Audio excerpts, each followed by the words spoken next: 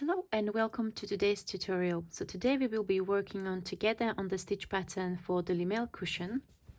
So here it is. It is small cushion which measures about 17 by 11 inches. So it's a project, it's made in panels, and it's a project that can be done very quickly, and it would make a lovely addition to your living room. So I added a zip, but if you prefer to just make it without it, you can just sew all the edges together.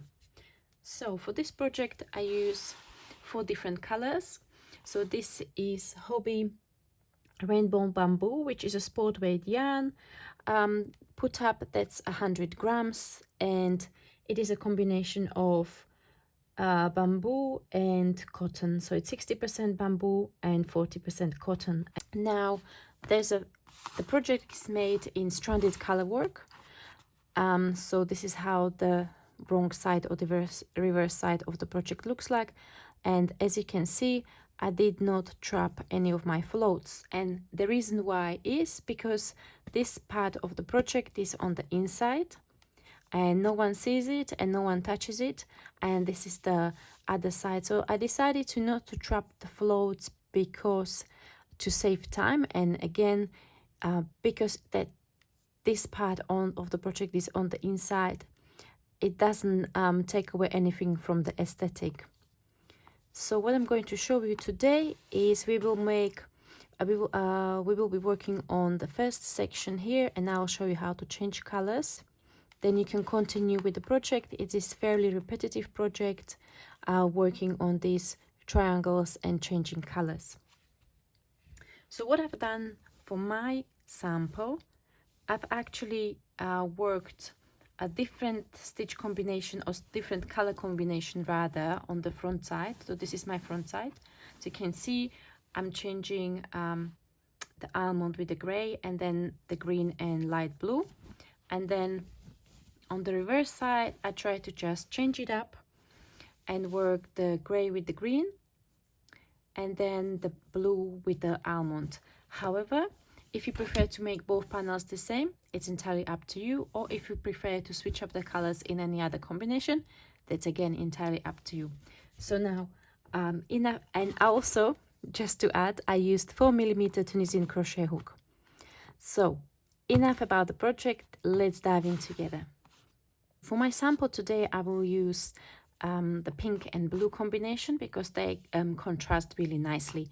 So to start with, the project or the pattern instructions say that you will need to chain 80. So for my sample, I'm going to chain a lot less, and the multiple of the stitch pattern is 6 plus 2.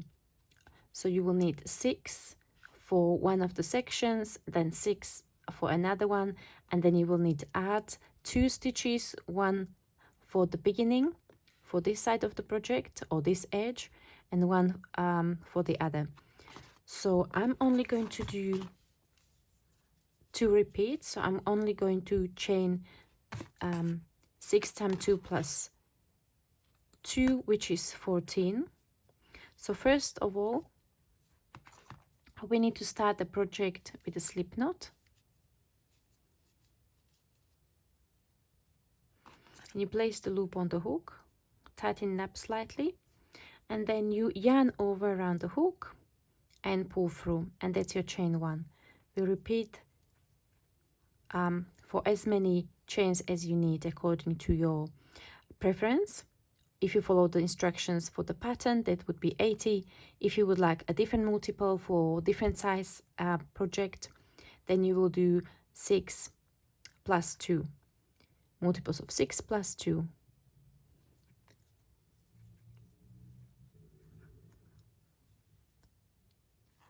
Okay, so now I've got 14. So once you've got the multiple of for the chains that you need, you will then turn the chains around and you will find the back bumps. And we will going to work with our hook from front to back, yarn over, pull up a loop through these. And you will repeat that for each of the bumps, for each of the chains, and this is the way we pick up the stitches. This is also known as the foundation row for Tunisian crochet, or the first row of Tunisian crochet. So on the forward pass, we are picking up loops, which equal to stitches, so we are adding stitches on our hook. That's the first part of each row for your Tunisian crochet project up to the end. So we've got 14 stitches or 14 loops corresponding to 14 stitches, and the second part is return pass. Return pass is worked by yarning over and pulling through one. So we yarn over, pull through one, and then yarn over, pull through two, and we will repeat yarn over, pull through two all the way until you have one loop left on the hook. Okay, so we are almost there, like so. So we have one loop left on the hook, and this is the beginning of our row number 2, and this is where we're going to start adding the color. So I've got handy stitch and color charts on the website, on the blog, so I will link that in the description below. So we will first start. So we imagine that this pink is the color A and the blue is the color B. So this would correspond to the almond and the gray in my small sample here. The first part of the row will have 6 stitches in color A. We have one loop on the hook already, so that's 1. And then we are going to work 5 more Tunisian simple stitches. So Tunisian simple stitch is worked by inserting the hook under the front vertical bar, yarning over and pulling through. So that's your Tunisian simple stitch, and we are going to repeat this 4 more times.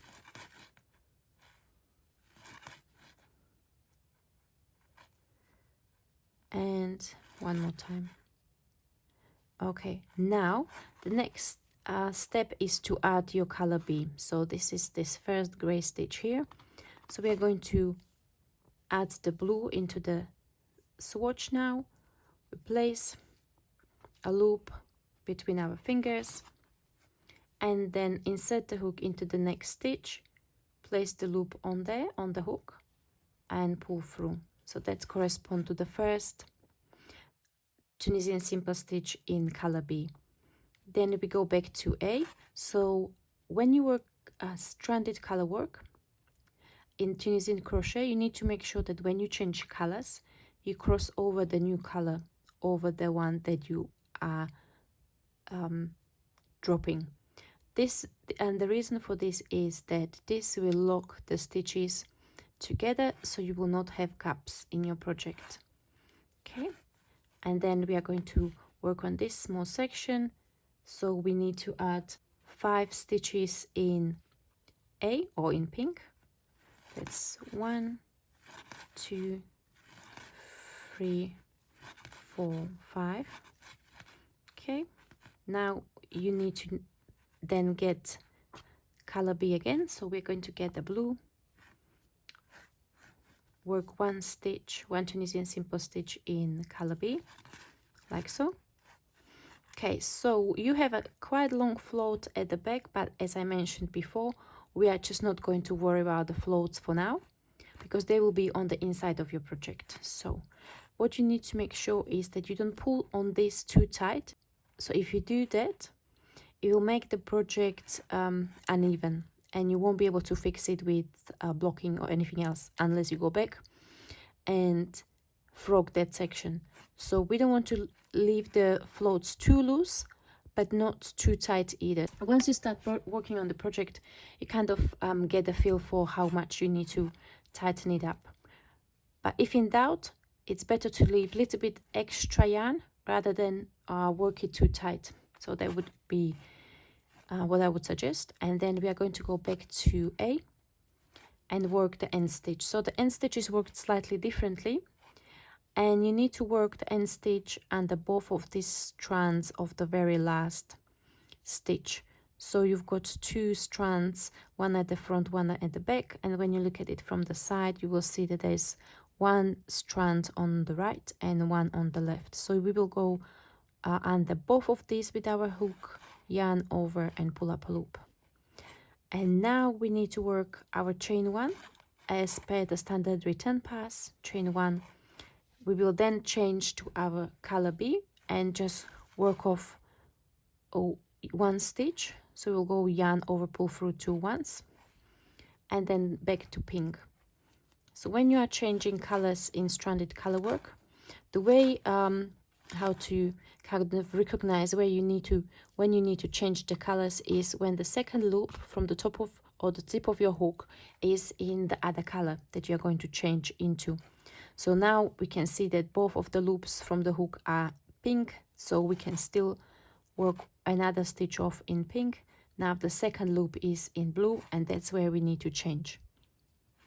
Okay, so I'm going to get my blue, yarn over pull through 2, and now we need to change back to our color A. So to maintain the nice tension on the floats might be a little bit more difficult on your return pass, but again, once you work a few rows, you will get a feel for how much yarn you need to leave there. It's especially tempting to pull the yarn when you are working the stitches off and when you have to kind of cross a larger section on the return pass. So that's just a word of caution that it might be much easier to tighten the project too much on your return pass. Just beware of that. So the next row, we are working one less stitch in color A and one extra stitch in color B. So we are going to start with 4 stitches in A, 2, 3 and 4, then back to color B,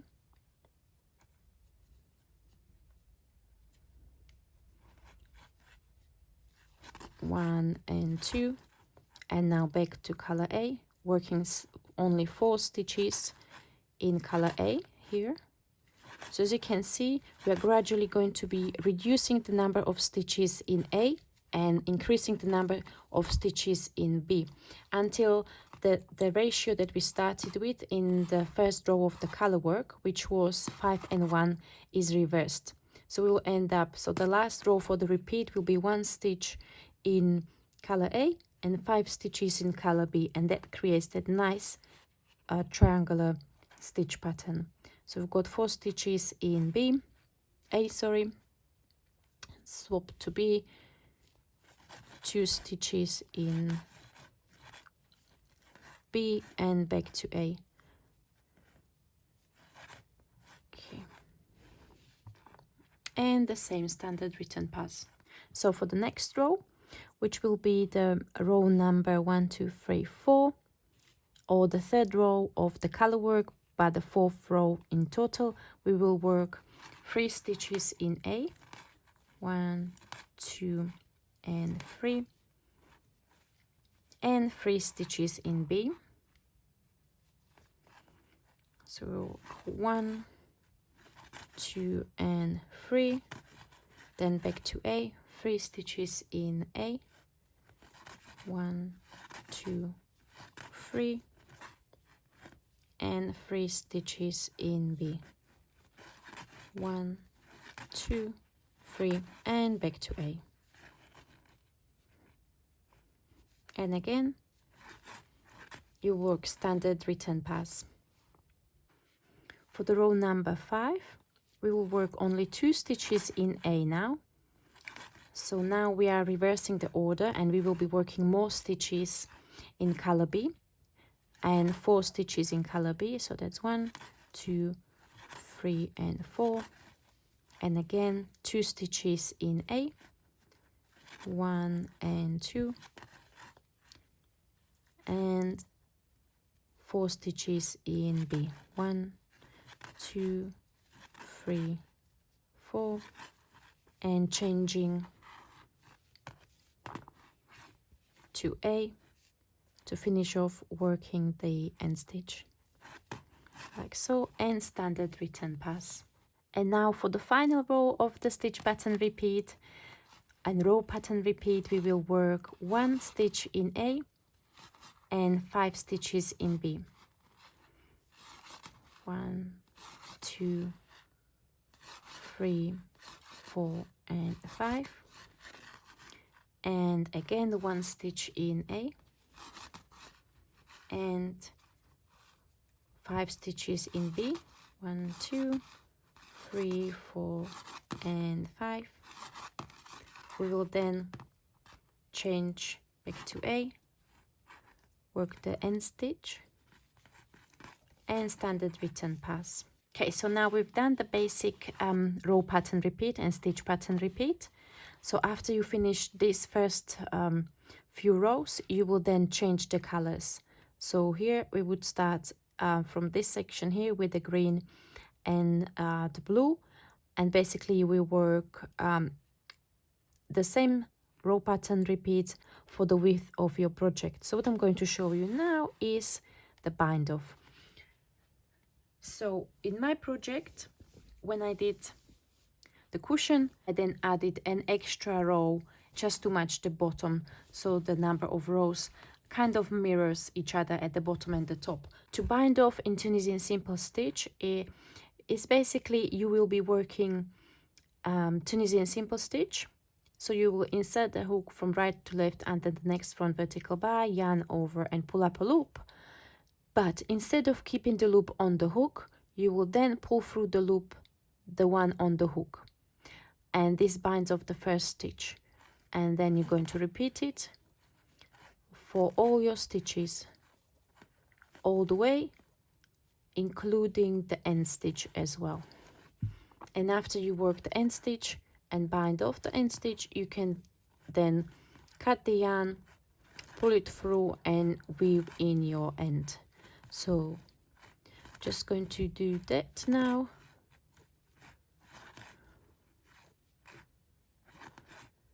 Okay, the end stitch, bind off the end stitch. I would then cut the yarn and pull it through. So as you can see, the project curls a little bit, and this is because we are working just Tunisian simple stitches throughout. As you know, Tunisian simple stitches can curl quite a bit depending of the size of your hook, on the yarn and so on. However, as you can see, this little swatch lies nice and flat, and the reason why it looks like this is because I blocked it. So what I did after I finished this swatch, it looked almost like a scroll of yarn, so it curled quite a bit. So what I then did, I put it flat, I pinned it down flat on a blocking mat.